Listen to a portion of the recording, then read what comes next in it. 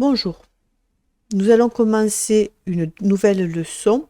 Alors aujourd'hui, nous allons parler des outils d'archivage.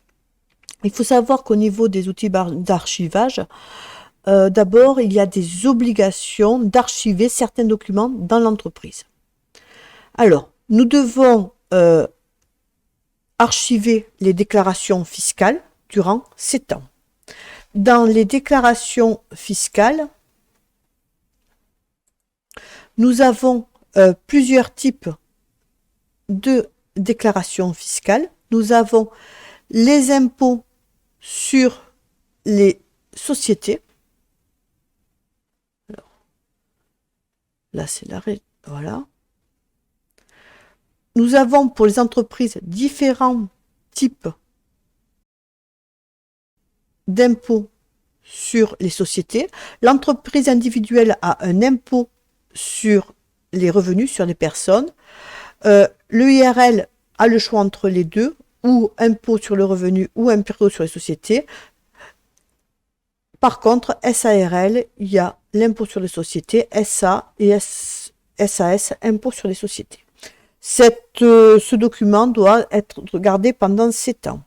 Ensuite, ça, c'est un impôt qui est versé à l'État. Un autre impôt qui est versé à l'État, c'est l'impôt sur la TVA. Alors, nous avons dans les cadres de l'impôt sur la TVA deux types. Soit on a l'impôt forfaitaire, soit on a le régime réel simplifié qui s'appelle la CA12. Et ensuite, ici, CA12. Et ensuite, on a soit la CA3, l'impôt sur le régime normal. Ça, c'est versé à l'État, c'est tout ce qui est sur les taxes sur la valeur ajoutée.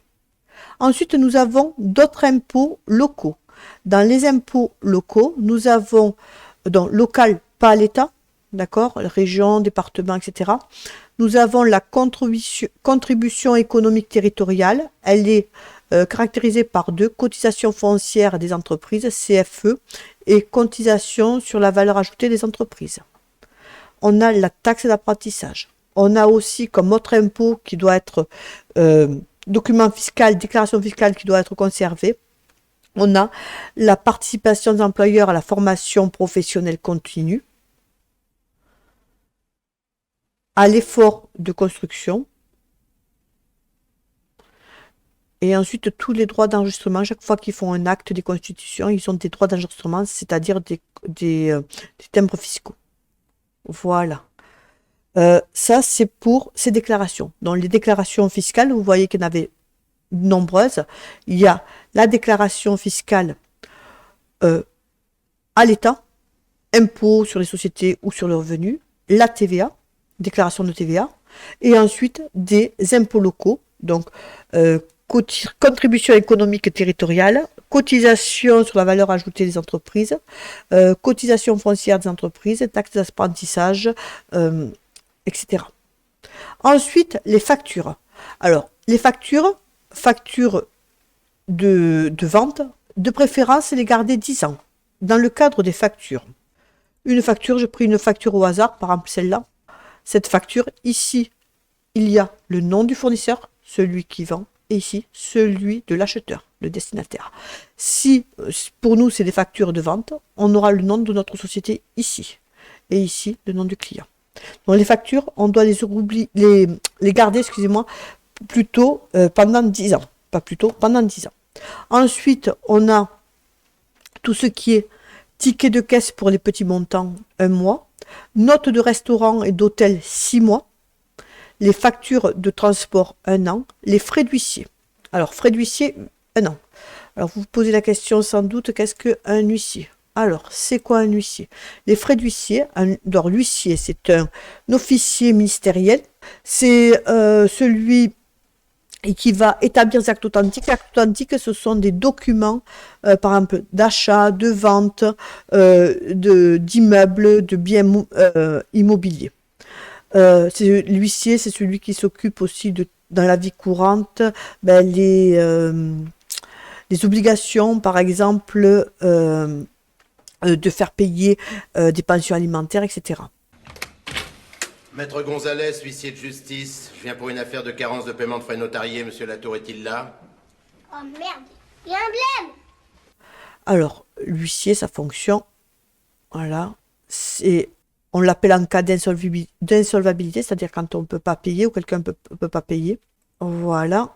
Ça, donc si on a eu en relation avec l'huissier, ben, l'entreprise des fois est en relation avec l'huissier pour des impayés, les clients qui ne payent pas. Donc tous les documents d'huissier, elle va le garder. Ensuite, les factures d'achat et garantie. Alors la facture, donc je reprends ici, on a vu déclaration fiscale, facture, ticket de caisse, notre restaurant, facture transport, frais d'huissier. Facture d'achat et de garantie. Facture d'achat, évidemment, dans la facture d'achat et garantie, on sera, je reprends ma facture, le nom de notre entreprise sera identifié ici. Là, il y aura le nom de notre fournisseur. Et cette facture d'achat, on est obligé de la garder minimum 2 ans. Et garantie. Pourquoi? Parce que 2 ans, la garantie légale est de 2 ans.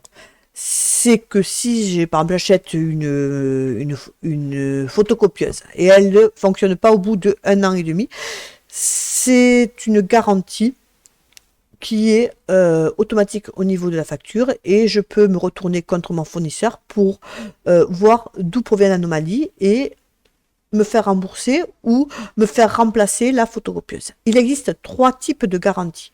2 ans, c'est la minimum, c'est la garantie légale.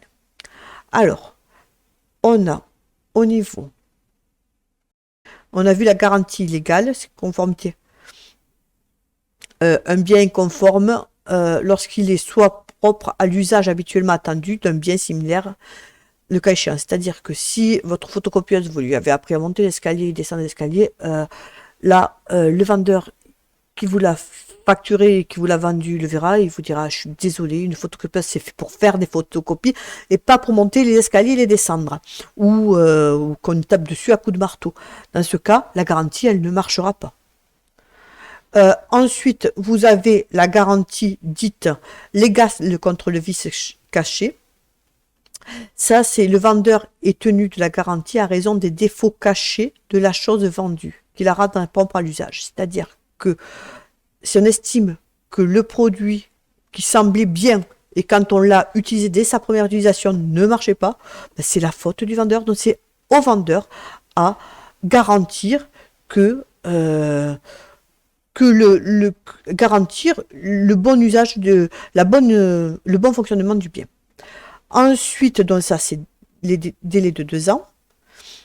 Soit il vous rend la chose, on rend la photocopieuse et on se fait restituer le prix et on nous rembourse. Soit on garde la chose et on nous rembourse une partie du prix ou alors même on peut le remplacer. Ensuite, la garantie commerciale. Alors la garantie commerciale, elle est supplémentaire, elle n'est pas obligatoire. Donc là, on sera au-delà de 2 ans. C'est quand, par exemple, on vous propose voilà, une garantie en plus de jusqu'à 5 ans. Cette garantie détermine que s'il y a un problème sur votre appareil, alors souvent c'est mentionné, sauf les pièces de rechange, etc. Dans ce cas, on vous remplacera et on vous arrangera gratuitement votre bien acheté. Donc ça, évidemment, vous gardez les factures d'achat en fonction de la durée de garantie. On reprend, facture d'achat et garantie. Ensuite, on a tout ce qui est les honoraires. Honoraires, documents bancaires, prêts hypothécaires et loyers pendant 5 ans. C'est quoi un honoraire? Un honoraire, c'est... Hop. Alors, les honoraires, voilà. Je n'avais pas cherché. Ben, les honoraires, c'est les personnes qui ont une profession libérale et ils nous envoient donc une facture, c'est-à-dire c'est des honoraires. C'est l'expert comptable, c'est l'huissier, c'est l'avocat, ils ont des honoraires. Ce qu'on appelle honoraires. Ça, on est obligé de les garder 5 ans. Documents bancaires, ben, tout ce qui est relevé de compte, tout ce qui est document de la banque, vous les gardez pendant 5 ans. Prêt hypothécaire. Alors, prêt hypothécaire. Les prêts hypothécaires, c'est quand on vous prête de l'argent. Alors, c'est quoi un prêt hypothécaire?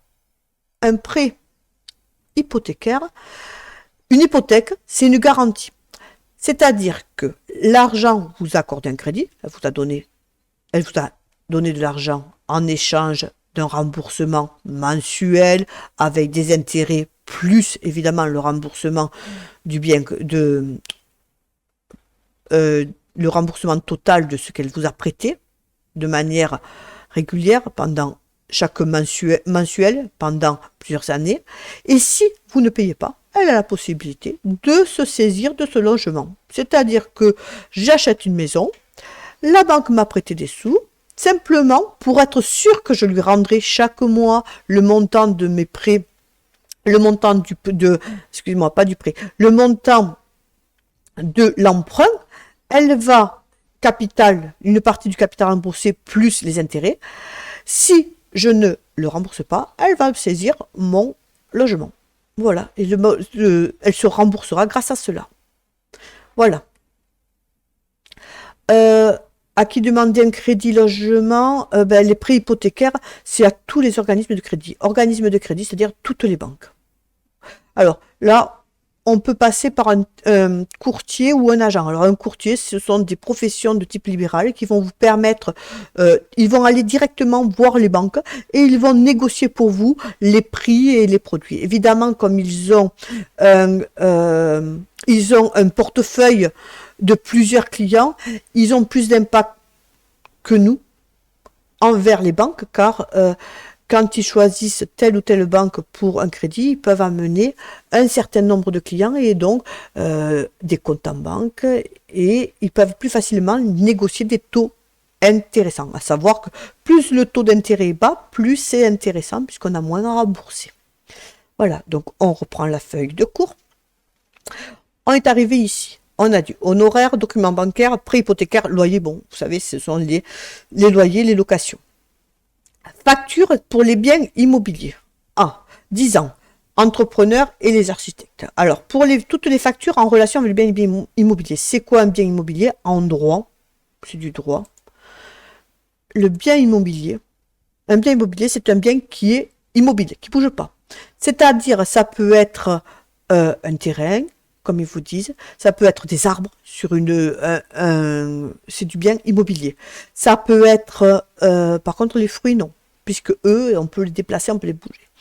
Ça peut être une cheminée, ça peut être tout ce qui est fixé à même le sol ou l'immeuble ou le bâtiment. Voilà. Donc ça, c'est les biens immobiliers. Donc tout ce qui est en relation avec les biens immobiliers se garde architecte 10 ans. Les documents sociaux. Documents sociaux, ça se garde pendant 5 ans d'entreprise. Documents sociaux, c'est social, c'est-à-dire salarié, tout ce qui est en relation avec le salarié. Alors, dans les documents sociaux, qu'est-ce qu'on entend par documents sociaux? Alors, j'avais pris ça, sont à garder pendant 5 ans minimum, les bulletins de paye, le registre unique du personnel. Alors, le registre unique du personnel, c'est un grand livre sur lequel on marque le nom, le prénom. Ici, vous avez le nom de la personne, son prénom, son sexe, sa nationalité, sa date de naissance, son numéro de sécurité sociale, son contrat de travail, qu'est-ce qu'il fait, sa qualification, quand est-ce qu'il est rentré, quand est-ce qu'il part. Et ça, on est obligé de le garder. Au niveau des documents sociaux, donc, 5 ans, les contrats de travail, avenant. Un avenant, c'est une modification, c'est un petit document, c'est un papier qui détermine que, par exemple, si on dans le contrat de travail, on m'avait fait un contrat de travail mensuel en me disant, voilà, vous travaillerez 120 heures par mois. Et qu'il y a une modification et je passe à un temps complet 151h67, dans ce cas, dans l'avenant, on me mettra temps complet, passage à 151h67 à partir de telle date. Des observations, mise en demeure de l'inspection du travail, donc l'inspecteur il contrôle la bonne réalisation, le monde du travail, contrôle du service d'hygiène et des conditions de travail, et tout ce qui est les déclarations d'accident de travail. Voilà, c'est l'ensemble des documents qu'on va garder, donc on garde les documents sociaux durant 5 ans. Attention, au niveau des contrats de travail, bon, après c'est au cas par cas, il faudra le voir individuellement. Ensuite, on reprend le document, on a tout ce qui est les documents d'assurance, on les garde 10 ans, et les actes notariaux à vie. Actes notariaux, ce sont, donc là, je n'ai pas cherché actes notariaux, non. Donc, les actes notariaux, c'est tous les actes de propriété. J'ai acheté donc une maison, j'ai acheté un terrain, j'ai acheté. C'est les actes de propriété que j'ai. Voilà. Alors, maintenant, on va passer à notre problème. On va passer au mobilier de classement. Là, on a tous ces documents, mais comment je vais le classer? Alors là, on est en archivage papier. Il y a aussi l'archivage qui se fait au niveau du scan avec des clés, etc. Mais l'archivage papier est important. Donc là, maintenant, il faudra savoir choisir quel mobilier est adapté. Évidemment, quand vous irez en entreprise, il faut savoir de quoi on vous parle. Donc, je vous présente les différents types de mobilier. Alors, nous avons là les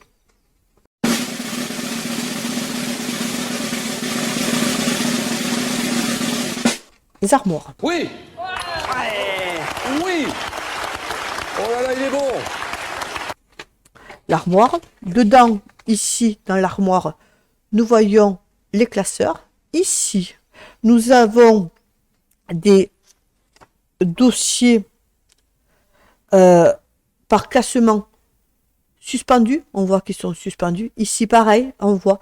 Là, par exemple, c'est le nom d'une personne et on va y mettre tout par un client. Toutes les factures, tous les documents qu'on a eu à faire avec elle. Voilà. Ensuite, donc suspendu aussi, ça s'appelle en hamac. Donc classeur, armoire et suspendu. Ce qui est bien, c'est qu'il y a une petite languette devant. Là, on ne le voit pas trop bien. Il y a le nom de la personne, c'est plus facile. Rangement alphabétique, souvent. Ça, on en parlera plus tard. Armoire. Rayonnage mobile.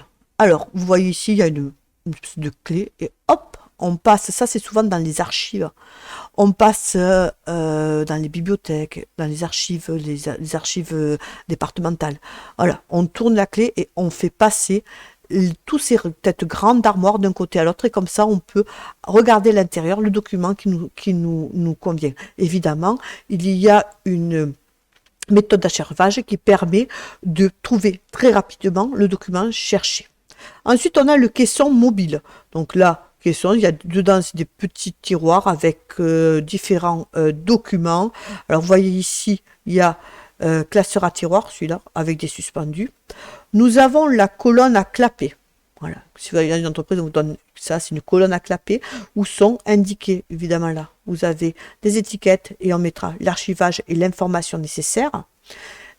Ensuite, ça, ce sera pour prendre caisson mobile et colonne à clapper des documents qu'on a besoin de suite. Ça, c'est pour de l'archivage qu'on va pas chercher tous les jours. Ça, c'est pour le quotidien. Ça, classeur rotatif aussi, ça c'est pour le quotidien, facile d'utilisation, de contrôlage et de contrôle. Au niveau du rayonnage, il peut se faire aussi ça avec mon rayonnage, ça c'est de l'archivage dans le long terme,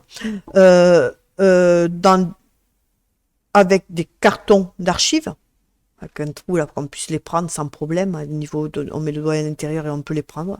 Les classeurs à tiroir, donc ça c'est près du secrétariat, puisque on va directement, on ouvre, on a le classement qui est par dossier suspendu, on a les noms et on va directement à l'information.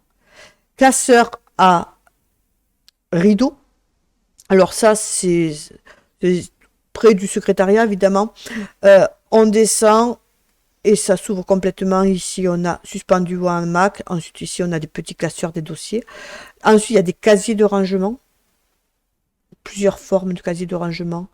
Ça, celui-là il est pratique là pour mettre des fois qu'un seul ou deux sur le bureau. Il y en a des plus petits comme ça et on peut mettre les derniers documents à ranger, à classer, etc. Voilà. Donc là, on a vu au niveau du matériel. Alors, dans la fiche de cours, voilà, le mobilier de classement et l'ensemble des mobiliers. Voilà. Ici, vous indiquerez une petite définition pour les différents éléments. Quels sont-ils, par exemple? Leur nom. Ensuite, maintenant, alors le choix du mobilier à utiliser dépend à la fois du type, de la forme, du volume et des dossiers à classer, et du procédé de classement utilisé. Et aussi du besoin, si j'ai besoin des documents de suite ou pas. Il est évident que si c'est des vieux documents que peut-être j'irai chercher une fois par an, je vais l'archiver là-dedans. Si c'est quelque chose de manière régulière, ce sera archivé plutôt là, ici. Des casiers, des tiroirs de bureau, les colonnes à clapper, d'accord, on se rappelle, colonnes à clapper, les classeurs à tiroirs, ensuite classeurs à tiroirs, les classeurs à rideaux, celui-là, et les caissons à roulettes, celui-là. Voilà. Maintenant, ce qu'on va voir, le matériel de classement. Alors, on va avoir les différents matériels de classement, des dossiers dits ordinaires, chemises, sous-chemises, etc. Des dossiers avec maintien de documents, donc ils sont un peu plus solides. Et des dossiers par classement suspendu ou à max, je vous en ai déjà parlé assez. Et ensuite, on passera, voilà, vous les avez ici. Et ensuite, on passera à une autre leçon. Alors, je reprends ici, hop, les différents types de documents pour classer. Alors, le matériel pour classer, nous avons le classeur avec levier. Un levier là, on a un trou pour pouvoir mettre le doigt et le sortir sans problème. Là, un dossier solide, donc là c'est une chemise avec dossier à sangle, c'est solide et là vous avez la sangle. Vous avez des chemises simples, c'est-à-dire en cartonné. On a ensuite la chemise à élastique, ça on connaît. Au niveau chemise à rabat, d'accord, donc vous voyez à l'intérieur rabat. Voilà au niveau des chemises. À classeur, j'avais oublié classeur à anneaux traditionnel, classeur à levier, classeur à anneaux. Ensuite, dans les boîtes à archivage, vous avez la boîte à archives traditionnelle, elle se monte facilement. Peut aussi, pareil, le doigt pour pouvoir le prendre sans problème et sortir, extraire la boîte à archives sans problème. Ensuite, vous avez ici la boîte archive petite alphabétique ou CD, donc là c'est pour des petites fiches de clients, avoir des numéros de téléphone, c'est facile, c'est pratique. Voilà, ça c'est plutôt à mettre sur une armoire. Ça c'est la boîte archive, mettre quand on n'en a pas tellement besoin, pas beaucoup d'utilité. Ensuite la boîte à revues. Voilà, ça c'est pour mettre des journaux, des documents, des boîtes à revues, quoi.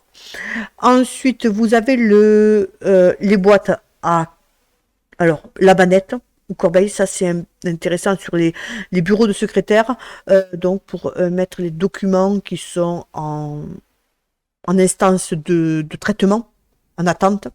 Dans les armoires, on peut mettre les dossiers suspendus ou dans on a vu, ou les caissons mobiles, voilà, l'armoire ou caisson mobile, ou rayonnage mobile, ou classeur tiroir, ou classeur à rideau, on pourra mettre.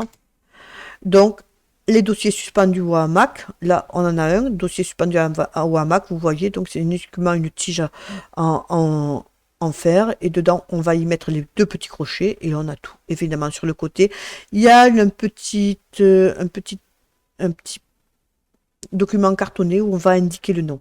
Alors ça c'est un parapheur. Alors le parapheur, paraphe ça veut dire signature, c'est là où on va mettre tout, c'est un cahier qui permettra d'amener pour la signature. Alors ce qui est intéressant, c'est que ce parapheur, il y a plusieurs feuilles, et chaque fois, vous voyez là, il y a un trou.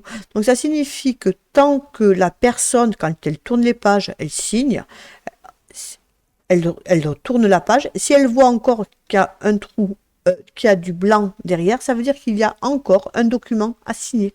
Voilà, c'est pour ça qu'il y a ces petits trous, pour savoir quand est-ce que je m'arrête, pour pas oublier de signer un document. Donc le parapheur, il est mis en position avec les documents, avec l'endroit où votre supérieur doit signer directement. Voilà. Donc, il n'a pas besoin de tourner les pages ici. Et s'il y a sur un même document, il y a 3 signatures, il faut se débrouiller pour que ça apparaisse, soit avec des trombones que il n'est plus qu'à signer. Il ne faut pas qu'il tourne le document à droite, à gauche, etc. Voilà. Voilà, nous avons vu donc dans cette leçon, dans l'outil d'archivage, les différents documents d'archives documents qu'il faut conserver et leur durée, les mobiliers pour archiver, et aussi les différents types de matériel, de classement. Voilà, c'était la fin de mon cours. Bonne journée. Je ne veux pas